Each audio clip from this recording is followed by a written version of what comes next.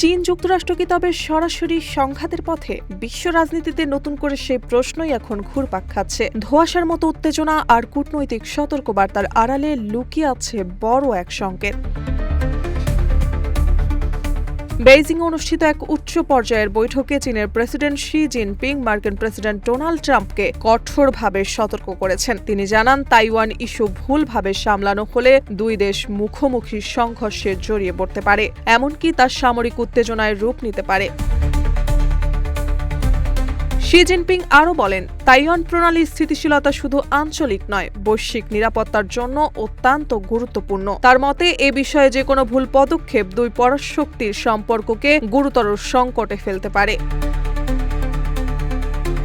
অন্যদিকে যুক্তরাষ্ট্র তাইওয়ানের সঙ্গে অনানুষ্ঠানিক সম্পর্ক ও সামরিক সহযোগিতা বজায় রাখায় দীর্ঘদিন ধরেই উত্তেজনা বিরাজ করছে। তবে বৈঠকে উভয় পক্ষই সম্পর্কের অবনতি এড়াতে সংলাপ চালিয়ে যাওয়ার আগ্রহ প্রকাশ করেছে।